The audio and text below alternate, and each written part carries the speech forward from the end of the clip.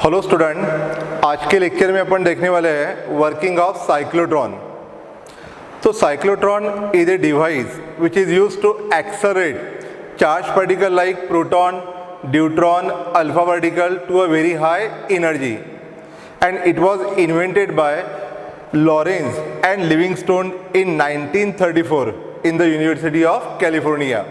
अब देखो यहाँ पे अपन proton, deuteron and alpha particle, मतलब ये तीनों क्या है, पॉजिटिव चार्ज पार्टिकल है, and this positive charge particle को एक्सेलरेट करेंगे to a very high energy. The principle of cyclotron,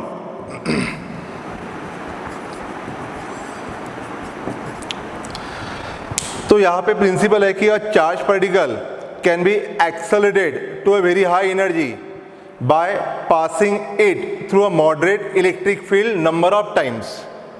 Charge particle is accelerated to a very high energy by passing it to a moderate electric field number of times, and this can be done with the help of perpendicular magnetic field. तो cyclotron में cross electric and magnetic field use करेंगे। तो यहाँ पे electric field का use है। Electric field is used to accelerate the charge particle. Electric field is used to accelerate the charge particle.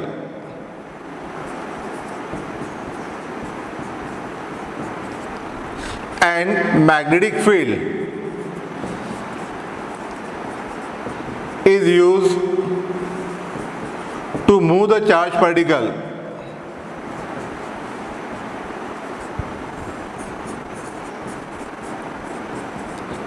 In circular path. अब देखो यहाँ फिर से कि cyclotron is a device which is used to accelerate charge particle like proton, deuteron, alpha particle to a very high energy, और ये possible है with the help of both electric and magnetic field. Electric field का use करेंगे to accelerate the charge particle, whereas the magnetic field is used to move the charge particle into a circular path. Okay, अब जैसे आप सभी को पता है कि energy is gain by electric field. For example यहाँ पे दो प्लेट्स है, एक प्लेट को दिया मैंने पॉजिटिव पोटेंशियल और यहाँ दिया है नेगेटिव पोटेंशियल। अब इमेजिन करो कि यहाँ पे मैंने प्रोटॉन को रिलीज कर दिया, तो ये पॉजिटिव चार्ज इस प्रोटॉन को क्या करेगा, रिपेल, और नेगेटिव चार्ज इसको क्या करेगा, अट्रैक्ट। मतलब यहाँ पे जो इलेक्ट्रिक फील्ड है, इस इलेक्ट्रिक फील्ड की वजह से इसके ऊपर फोर्स एक्ट होगा, and this charge particle accelerate. मतलब चार्ज पार्टिकल के ऊपर क्या हो गया, वर्क डन। कितना वर्क डन हो गया, A into V, and that work done will produce a change in kinetic energy. तो अपन ने ऑलरेडी कहा कि energy gain EV is equal to 1/2 mv²। जितना पोटेंशियल डिफरेंस ज़्यादा रहेगा उतना इलेक्ट्रिक फील्ड ज़्यादा रहेगा, उतना वो क्या होगा, एक्सेलरेट, तो काइनेटिक एनर्जी बढ़ेगी। तो आपको ये ध्यान में रखना है कि energy is gain by electric field only, energy is gain by electric field only, whereas the magnetic field move the charge particle into a circular path. तो प्रीवियस लेक्चर में अपन ने देखा था कि when charge particle enter the magnetic field perpendicular to the field, force acts on it perpendicular to both V and B, and it will move along a curved path. तो magnetic field उसकी direction change करने वाला है, उसकी speed increase या decrease करने वाला है क्या, नहीं। तो इसका मतलब क्या कि magnetic force does not do any work, ठीक है। Work done by magnetic field on a charge particle क्या रहेगा, 0। इसके वजह से उसकी स्पीड कम भी नहीं होगी ना बढ़ेगी, बट वहाँ पे एनर्जी कैसे गेन करेगा, तो energy is gain by electric field. तो यहाँ पे दोनों यूज कर रहे हैं अपन। इलेक्ट्रिक फील्ड का यूज है to accelerate the charge particle to increase the kinetic energy, whereas the magnetic field का यूज है to move the charge particle into a circular path. Okay, तो आपको ये ध्यान में रखना है कि साइक्लोट्रॉन में electric field is use to accelerate the charge particle, whereas the magnetic field is used to move the charge particle into a circular path. Okay, अब देखो यहाँ कंस्ट्रक्शन में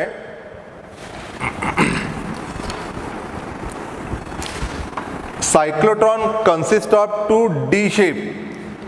Yeah, we say that cyclotron consists of two semicircular D shape hollow chamber, two semicircular D shape hollow chamber. तो यह है D1 and D2, और इस दोनों D1 एंड D2 को रखेंगे इन the evacuated chamber. Okay, and this evacuated chamber along with the D1 and D2 is placed between the pole pieces of a huge electromagnet. मतलब देखो अपर है नॉर्थ पोल और नीचे है साउथ पोल, तो इसका मैग्नेटिक फील्ड है वर्टिकली डाउनवर्ड डायरेक्शन, और यहाँ पे मैग्नेटिक फील्ड कैसा है, perpendicular to the plane of a D.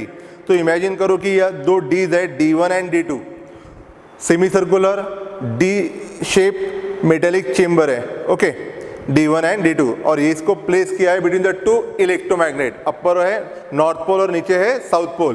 तो मैग्नेटिक फील्ड कैसा हो गया, perpendicular to the plane of Aedes.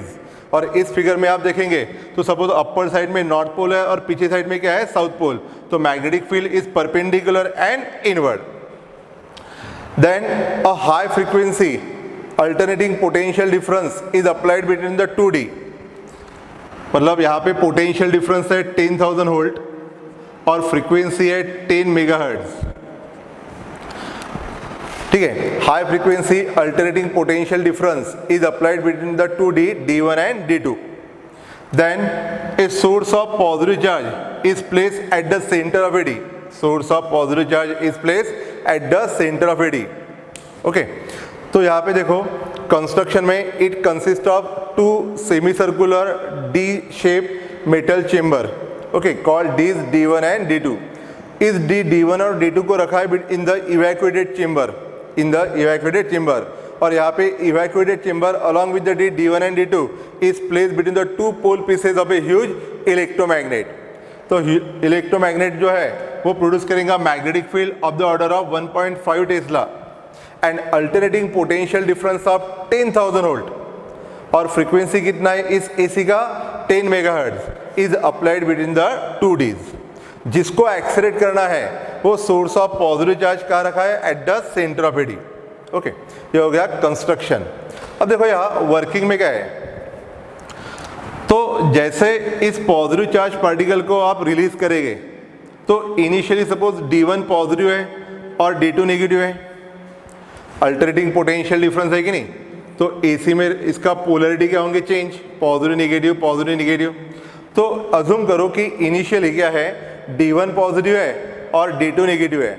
अब जैसे पॉजिटिव चार्ज को यहाँ पे रखेंगे, यहाँ पे प्रोड्यूस करेंगे, so it accelerate toward the D2, it accelerate toward the D2, क्योंकि यहाँ पे दो प्लेट के बीच में क्या है, इलेक्ट्रिक फील्ड है, तो ये पॉजिटिव चार्ज जो है ये नेगेटिव की तरफ एक्सेलरेट होगा। जैसे एक्सेलरेट होगा उसकी काइनेटिक एनर्जी बढ़ेगी, EV इक्वल टू 1/2 mv²। जैसे एक्सेलरेट होगा उसकी काइनेटिक एनर्जी बढ़ेगी। अब देखो यहाँ, अब ये जो चार्ज पार्टिकल है जैसे एक्सेलरेट हुआ वो क्या है, परपेंडिकुलर मैग्नेटिक फील्ड में, तो force acts on a charge particle, ठीक है, फोर्स एक्ट होगा and this charge particle will move along a semi circular path. अब ये सर्कुलर पाथ कंप्लीट करने के बाद जैसे ये गैप में आएगा, सर्कुलर पाथ कंप्लीट करने के बाद जैसे ये गैप में आएगा, तो यहाँ गैप में आने के बाद इसकी पोलैरिटी क्या हो जाएंगी, reverse. Now D1 become negative और D2 क्या रहेगा, पॉजिटिव। D1 नेगेटिव और D2 क्या रहेगा, पॉजिटिव। अब क्या होगा, ये एक्सेलरेट होगा फिर से टुवर्ड द D1। अब जैसे एक्सेलरेट हुआ फिर से उसकी काइनेटिक एनर्जी बढ़ेगी, काइनेटिक एनर्जी बढ़ी तो स्पीड बढ़ जाएंगी, स्पीड बढ़ जाएंगी तो रेडियस भी बढ़ेगी, ठीक है। अब ये इंक्रीज रिवॉल्व होगा along a circle of increasing radius, along a circle of increasing radius. फिर से सेमी सर्कुलर पाथ कंप्लीट करने के बाद ये गैप में आएगा, गैप में आने के बाद polarity again reverse. Now D1 become positive and D2 become negative, ये फिर से एक्सेलरेट होगा। तो एवरी टाइम ये गैप में आने के बाद पोलैरिटी क्या हो जाएंगी, रिवर्स, और इलेक्ट्रिक फील्ड उसको क्या करेगा, एक्सेलरेट, ठीक है। अब इसको और डिटेल देखेंगे। अब सबसे पहले पार्ट है कि जैसे मैग्नेटिक फील्ड में इंटर करेगा वो, तो force acts on a charge particle due to magnetic field. तो मैग्नेटिक फील्ड क्या प्रोवाइड करेगा, necessary centripetal force BeV is equal to mv²/r। यहाँ पे 1v कैंसल, तो radius r equal to mv upon BE, radius r equal to mv upon BE। तो देखो यहाँ magnetic force क्या करेगा, मैग्नेटिक फोर्स उसको मूव करेगा along a circular path. So it revolve in a circle, radius r equal to mv upon b. Time required to complete the circle t is equal to 2 pi r. Upon v, circumference 2 pi r upon v, so 2 pi upon v और radius r equal to m v upon b e, 1 v cancel, so time required to complete the circle t is equal to 2 pi m upon b e. तो देखो यहाँ number 1, radius directly proportional to speed, speed बढ़ती है तो radius of circular path भी बढ़ेगा, and time period is independent of both speed and radius, time period is independent of both speed and radius. तो क्या होगा देखो यहाँ कि जैसे पॉजिटिव चार्ज यहाँ पे रख देंगे अपन, ये एक्सीड होगा टूवर्ड्स d2 इनिशियली, क्योंकि d2 नेगेटिव है, एक्सीड हुआ तो उसकी स्पीड बढ़ेगी, ठीक है। अब जैसे ये मैग्नेटिक फील्ड में गया तो मैग्नेटिक फील्ड इसके ऊपर फोर्स एक्ट करेगा परपेंडिकुलर टू वेलोसिटी, तो ये मूव होगा अलोंग ए सर्कुलर पाथ। इसने सेमी सर्कल कंप्लीट करने के बाद जैसे ये गैप में आएगा इसकी पोलैरिटी क्या हो जाएंगी, रिवर्स, d1 क्या हो जाएगा नेगेटिव, ये फिर से एक्सेलरेट होगा, एक्सेलरेट हुआ तो फिर से स्पीड बढ़ेगी, स्पीड बढ़ गई तो रेडियस भी बढ़ेगी, so it revolve in a circle of greater radius. Again semi circle complete करने के लिए कितना समय लगता है, t/2, सेमी सर्कल कंप्लीट करने के लिए कितना समय लगता है, t/2 which is equal to pi m upon B, ठीक है। तो time required to complete the semi circle independent of speed है और इंडिपेंडेंट ऑफ रेडियस है। फिर से जैसे गैप में आएगा यहाँ पे तो इसकी पोलैरिटी फिर से रिवर्स हो जाएंगी, नाउ d2 बिकम नेगेटिव और d1 क्या हो जाएगा पॉजिटिव, ये नेगेटिव हो गया, फिर से क्या हो गया एक्सेलरेट हो गया, तो अगेन उसकी स्पीड बढ़ेगी, स्पीड बढ़ गई तो रेडियस भी बढ़ेगी। तो इस तरह मैग्नेटिक फील्ड इसको मूव करेगा अलोंग ए सर्कुलर पाथ और इलेक्ट्रिक फील्ड क्या करेंगे, इसको एक्सेलरेट। ओके, अब देखो यार, time required to complete the circle t is equal to 2 pi m upon B, so frequency of revolution क्या रहेगा, frequency equal to reciprocal of time period which is equal to B upon 2 pi m, frequency of time period equal to B upon 2 pi M, ये हो गया frequency of revolution. अब यहाँ जो alternating voltage है तो इसको एक साइकिल कंप्लीट करने के लिए जो समय लगता है उसको बोलेंगे पीरियड ऑफ एसी, और इसको फ्रीक्वेंसी भी है, frequency is equal to reciprocal of time period. तो यहाँ पे क्या करेंगे कि फ्रीक्वेंसी ऑफ एसी और frequency of revolution of charge particle are exactly equal, frequency of AC and frequency of revolution of a charge particle must be exactly equal. मतलब इस charge particle को एक सर्कल कंप्लीट करने के लिए जितना समय लगता है उतने समय में ये एसी एक साइकिल कंप्लीट करेगा। फॉर एग्जांपल, अगर इसको सेमी सर्कल कंप्लीट करने के लिए, अब एग्जांपल लेंगे, suppose time period of AC है 2 second, time period of AC कितना है 2 सेकेंड, और टाइम पीरियड ऑफ रिवोल्यूशन भी कितना है 2 सेकेंड। तो इसको हाफ रिवोल्यूशन कंप्लीट करने के लिए कितना समय लगेगा 1 सेकेंड, और इसको हाफ साइकिल कंप्लीट करने के लिए कितना समय लगेगा 1 second. Again time period independent of speed है, इंडिपेंडेंट ऑफ रेडियस है, मतलब इसको एक सेमी सर्कल कंप्लीट करने के लिए हर बार इक्वल समय लगेगा। तो एग्जांपल करके है कि यहाँ पे इसको एक सेमी सर्कल कंप्लीट करने के लिए लगता है 1 सेकेंड, जैसे ये सेमी सर्कल कंप्लीट करेगा ये गैप में आ गया, गैप में आने के बाद इसकी पोलैरिटी क्या हो जाएंगी चेंज, क्योंकि इसका भी टाइम पीरियड कितना है 2 सेकेंड, तो हाफ साइकिल के बाद इसकी पोलैरिटी क्या होंगे चेंज। तो इस तरह जैसे ये गैप में आ गया आफ्टर 1 सेकेंड तो उसकी पोलैरिटी क्या हो जाएंगी रिवर्स, और वो चार्ज पार्टिकल क्या करेगा एक्सेलरेट। तो हर एक्सेलरेशन के बाद उसकी स्पीड बढ़ेगी, रेडियस बढ़ेगी, but time required to complete semi circle क्या रहेगा सेम। तो इस तरह हर बार जब वो गैप में आएगा उसकी पोलैरिटी चेंज होंगी d1 और d2 की, वो क्या होगा एक्सेलरेट हुआ तो स्पीड बढ़ेगी, रेडियस बढ़ेगी, and finally it come out of the disc with a very high energy.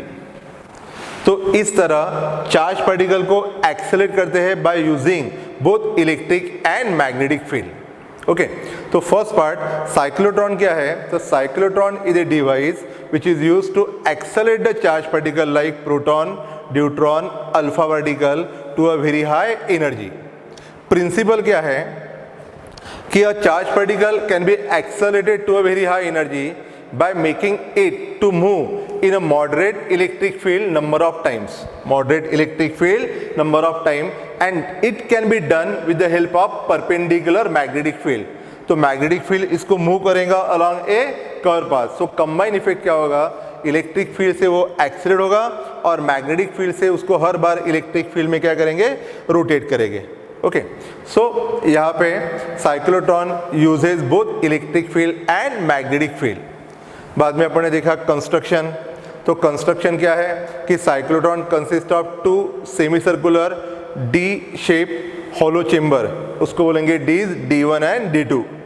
इस डीज को रखेंगे between the two pole pieces of a huge electromagnet which is capable of producing a magnetic field of 1.5 Tesla.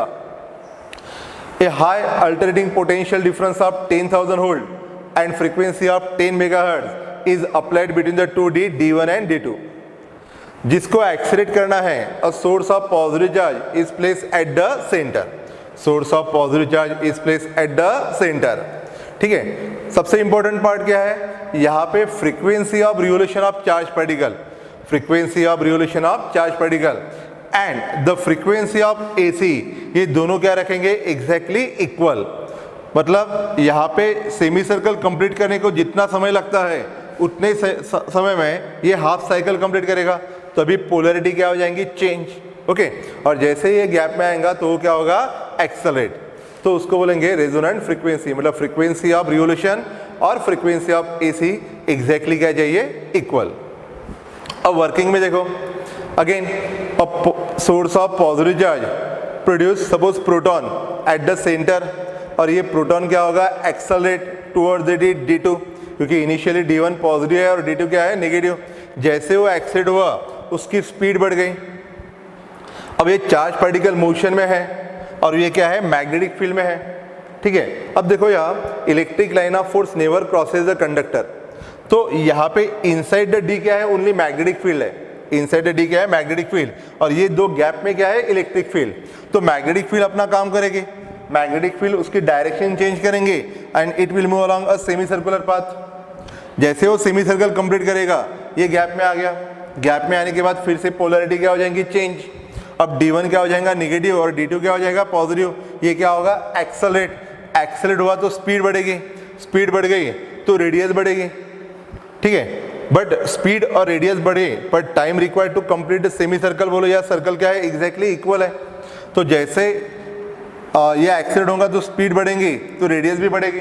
Again semi circle complete करने के बाद ये gap में आ गया, polarity change होगी, फिर से वो क्या हो गया, एक्सेलरेट, फिर से उसकी स्पीड बढ़ गई, रेडियस बढ़ गई. So in this way it will move along a spiral path of increasing radius and finally it come out of the D with a very high energy. और इसका यूज अपन आगे करने वाले हैं, जैसे न्यूक्लियर रिएक्टर है या study the structure of matter वगैरह, इट इज.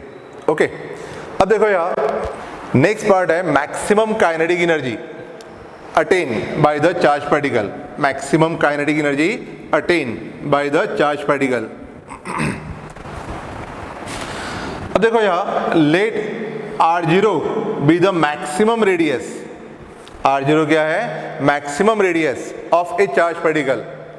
तो maximum centripetal force BeV0, V0 be the maximum speed, BQV, तो BeV0 is equal to mV0 square upon R0, maximum centripetal force. ठीक है, तो यहाँ पे 1V0 कैंसल, तो V0 is equal to BeR0 by m, BeR0 by m. So maximum kinetic energy, maximum kinetic energy is equal to 1/2 mV0 square. Maximum kinetic energy equal to 1/2 mV0 square. So which is equal to 1/2 mV0 square B square E square R0 square upon m square. B square E square R0 square upon m square. 1m cancel. So maximum kinetic energy B square E square R0 square upon 2m. Maximum kinetic energy attain is equal to B square E square R0 square upon 2m. ठीक है, so this equation will give the maximum kinetic energy attained. Okay, यहाँ पे अपन ने proton लिया था, इसलिए in general अपन ने small ई लिया है। अगर कोई भी पॉजिटिव चार्ज होगा तो यहाँ लिखेंगे Q। तो यहाँ पे मैक्सिमम काइनेटिक एनर्जी का फॉर्मूला क्या होगा, B² Q² R0² upon twice m।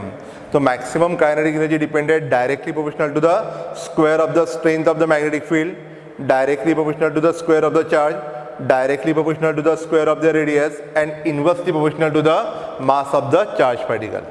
So in this way we accelerate the charged particle, mostly positive charged particle, to the very high energy. Okay, अब देखो यहाँ एक पर्टिकुलर स्पीड तक इसको अपन accelerate कर सकते हैं या पर्टिकुलर एनर्जी तक इसको अपन एक्सेलरेट कर सकते हैं।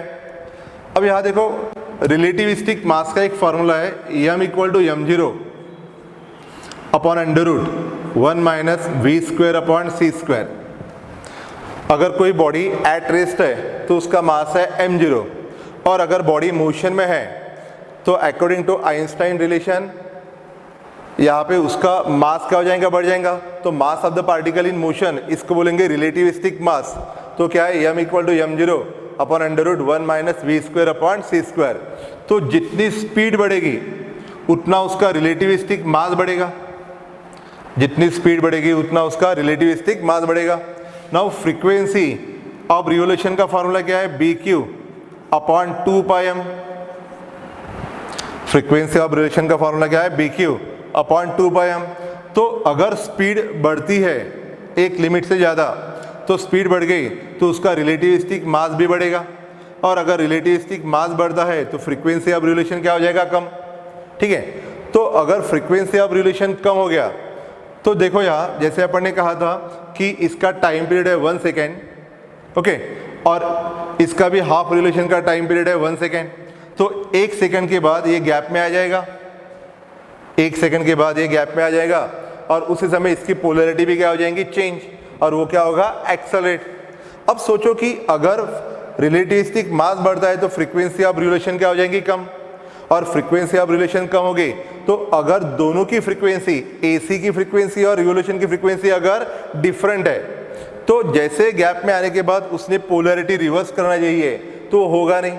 फॉर एग्जांपल अगर यहाँ पे पॉजिटिव चार्ज आ गया तो ये D1 नेगेटिव चाहिए, बट सोचो कि कुछ समय के लिए ये नेगेटिव, पॉजिटिव का पॉजिटिव है, वो नेगेटिव हुआ नहीं है, तो ये इसको एक्सेप्ट करेगा कि नहीं, वो उसको क्या करेगा, रिटार्ड। तो उसकी स्पीड बढ़ने की बजाय क्या हो जाएंगी, कम। तो साइक्लोट्रॉन में ऐसे समय पे चार्ज पार्टिकल को एक्सेलरेट नहीं कर सकते। तो सबसे इंपॉर्टेंट कंडीशन क्या है कि फ्रीक्वेंसी ऑफ रिवोल्यूशन और frequency of AC exactly equal चाहिए। इसलिए इसमें पॉजिटिव चार्ज पार्टिकल को एक पर्टिकुलर लिमिट तक एक्सेलरेट कर सकते हैं, बट उसके बाद अगर उसको मैंने एक्सेलरेट किया तो रिलेटिविस्टिक मास बढ़ेगा, रिलेटिविस्टिक मास बढ़ने की वजह से उसकी फ्रीक्वेंसी ऑफ रिवोल्यूशन क्या हो जाएंगी, कम। और अगर दोनों की फ्रीक्वेंसी डिफरेंट है तो इंस्टेड ऑफ एक्सेलरेशन वो उसको क्या करेगा, रिटार्ड, और वो साइक्लोट्रॉन के इसमें से वर्किंग में से बाहर फेंका जाएगा। इसलिए मोस्ट इंपॉर्टेंट कंडीशन क्या है कि दोनों की फ्रीक्वेंसी ऑफ रिवोल्यूशन और फ्रीक्वेंसी ऑफ एसी क्या चाहिए, एग्जैक्टली इक्वल। और इसलिए पॉजिटिव चार्ज पार्टिकल को एक पर्टिकुलर लिमिट के बाद एक्सेलरेट नहीं कर सकते। सेम रीजन है कि electron can not be used to accelerate a charge particle, क्योंकि इलेक्ट्रॉन का मास कम है। इलेक्ट्रॉन का मास कम होने की वजह से वो एक्सेलरेट ज़्यादा हो जाता है, और एक्सेलरेट ज़्यादा हो गया तो उसकी फ्रीक्वेंसी ऑफ रिवोल्यूशन क्या हो जाएंगी, चेंज।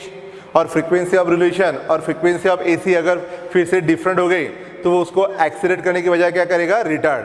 तो इन this way because of the smaller mass electron को भी अपन एक्सेलरेट नहीं कर सकते by using cyclotron. And number 3 है न्यूट्रॉन। एज ए न्यूट्रल उसके ऊपर कोई फोर्स एक्ट होगा नहीं तो न्यूट्रॉन को भी यहाँ एक्सेलरेट नहीं कर सकते। ठीक है, तो साइक्लोट्रॉन का मोस्टली यूज क्या है, it is use to accelerate a charge particle like proton, neutron and alpha particle to a very high energy. Okay, तो यहाँ आपको ध्यान में रखना है कि charge particle is use, positive charge particle is use to accelerate it. ठीक है, पॉजिटिव चार्ज पार्टिकल को एक्सेलरेट करेंगे, और electric field is use to accelerate the charge particle. Electric field is use to accelerate the charge particle, whereas the magnetic field is used to bend the charge particle into a circular path. Okay, अब देखो यहाँ numerical के लिए एक important note है।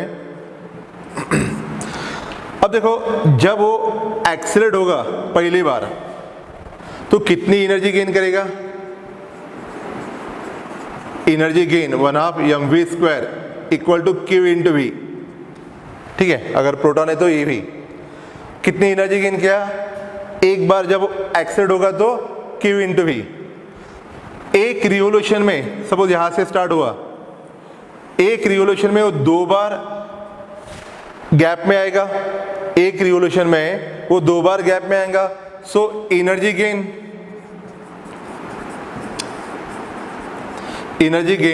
इन 1 revolution 2 times Q into V। देखो important topic है कि एक बार जब वो एक्सेलरेट हुआ तो कितनी एनर्जी गेन करेगा? QeV। और अगर एक रिवोल्यूशन में वो 2 बार आएगा तो कितने एनर्जी गेन करेगा? 2 times Q into V। Suppose if particle makes n revolution तो एनर्जी गेन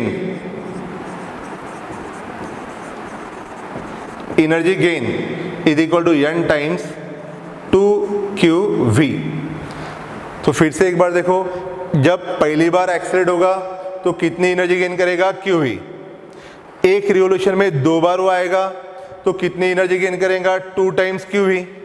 कितनी एनर्जी गेन करेगा वो? 2 टाइम्स QV। और अगर पार्टिकल ने n रिवोल्यूशंस परफॉर्म किए तो कितनी एनर्जी गेन करेगा? n times 2QV। कितनी एनर्जी गेन करेगा? n times 2QV। ठीक है, अब इसने मैक्सिमम काइनेटिक एनर्जी का फॉर्मूला क्या है? B² Q² R0² upon twice m। B² Q² R0² upon twice m। मतलब इसको मैक्सिमम काइनेटिक एनर्जी गेन करने के लिए कितने रिवोल्यूशन चाहिए, ऐसा क्वेश्चन आया तो क्या लिखेंगे? Maximum kinetic energy is equal to n times 2QV। Maximum kinetic energy equal to n times 2QV। So number of revolution n equal to maximum kinetic energy upon 2QV।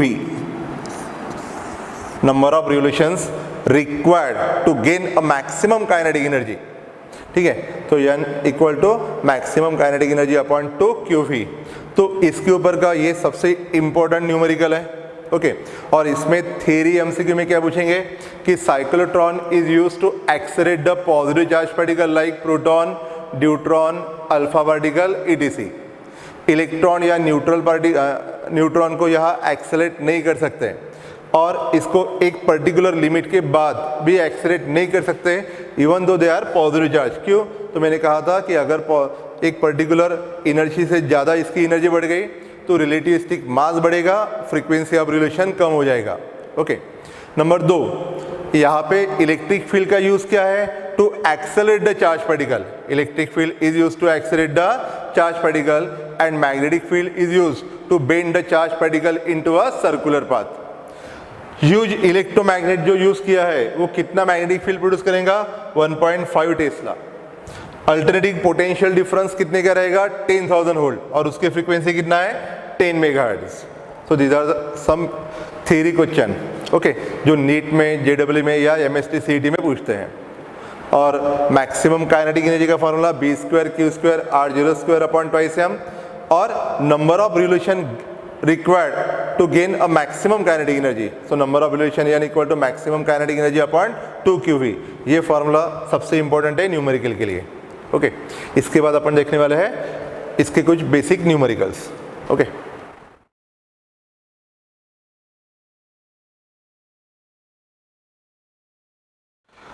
तो बच्चों first numerical है, a deuteron are accelerated in a cyclotron that has an oscillator frequency of 10⁻⁷ Hz and d radius of 50 cm। तो यहाँ पे frequency दिया है 10⁻⁷ Hz and radius of d है 50 cm, that is 0.5 meter। What is the strength of magnetic field needed? What is the strength of magnetic field needed to accelerate the deuteron? अब देखो यहाँ अपन ने सॉल्व किया था कि frequency f equal to B Q upon 2 pi m, frequency of relation equal to BQ upon 2 pi m, and therefore the strength of the magnetic field required B is equal to EF frequency 2 pi m upon Q. Strength of the magnetic field required B is equal to frequency F into 2 pi m upon Q. तो यहाँ पे frequency दिया है 10⁻7 hertz, 2 पाई की value 3.14 और mass of deuteron दिया है 3.34 into 10⁻⁻27 upon charge 1.6 into 10⁻⁻19 coulomb. Okay, अब इसको सॉल्व करने के बाद we get the strength of the magnetic field और इसका यूनिट रहेगा टेस्ला। ओके, नाउ नंबर 2 है what is the energy of deuteron emerging from the cyclotron. तो यहाँ पे energy gain that is kinetic energy gain is equal to b square q square r square upon twice m.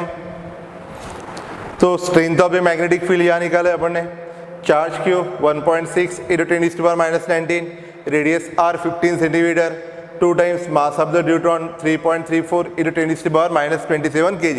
तो इसको आप log table से solve कर सकते हैं। So in this way we find the strength of the magnetic field and maximum kinetic energy of charge particle after emerging from the cyclotron. Okay, ये हो गया फर्स्ट न्यूमेरिकल। सेकंड न्यूमेरिकल है the maximum value of accelerating potential provided by a radio frequency oscillator is 20 kilovolt. Maximum value of accelerating potential. Find the number of revolution made. Find the number of revolution made by proton in a cyclotron to achieve a speed 1/5 the speed of light. Speed of proton कितना चाहिए? 1/5 the speed of light. Okay. अब देखो यार, जैसे मैंने कहा था energy gain by proton,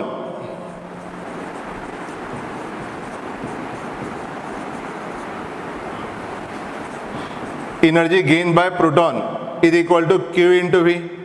जैसे वो गैप में आएगा इलेक्ट्रिक फील्ड एक्सीलरेट करेंगे, ठीक है। तो energy gain by proton when it crosses the potential difference of V volt, तो कितना एनर्जी गेन किया? Q into V. In one revolution the proton crosses the gap 2 times, therefore energy gain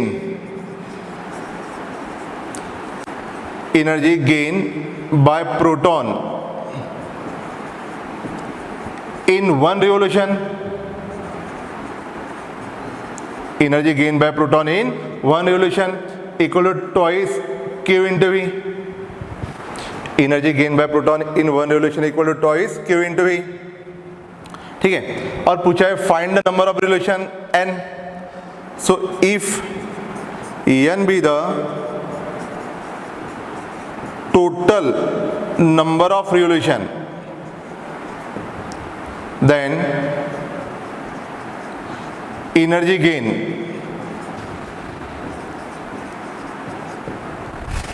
in n revolution is equal to n times 2qv। Energy gain in n revolution is equal to n times 2q into v, ठीक है। where n be the number of revolution, q be the charge and v be the potential difference। अब देखो यहाँ kinetic energy gain is equal to 1/2 mv square। So कितनी kinetic energy चाहिए to achieve 1/5 of the speed of light? तो यहाँ पे speed कितना है? 1/5। तो kinetic energy gain 1/2 m, speed है 1/5 of the speed of light, 1/2 mv square. तो स्पीड कितना है? 1/5 of the speed of light. तो ये हो जाएगा 1/2 m c स्क्वायर अपॉन 25। सो m इंटू सी स्क्वायर अपॉन 50। इतनी काइनेटिक एनर्जी गेन किया।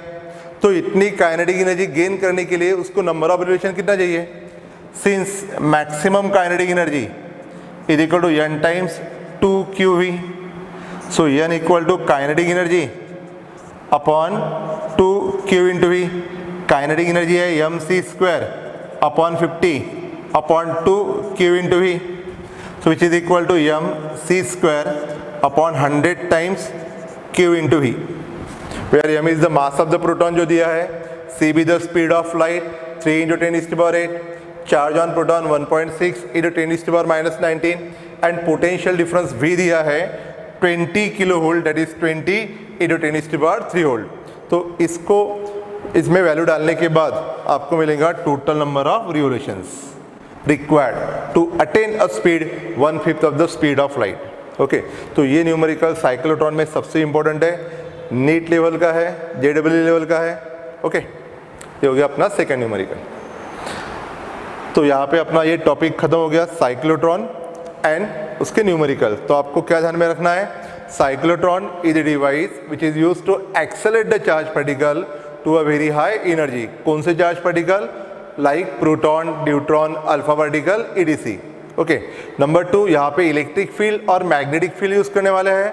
इलेक्ट्रिक फील्ड का यूज है to accelerate the charge particle, मतलब जो एनर्जी गेन करेगा वो किसकी वजह से, because of the electric field. तो मैग्नेटिक फील्ड का काम क्या है, magnetic field simply bend the charge particle and move it along a circular path. Okay, so यहाँ पे हो गया अपना वर्किंग ऑफ साइक्लोट्रॉन और उसके सबसे इंपॉर्टेंट न्यूमेरिकल्स।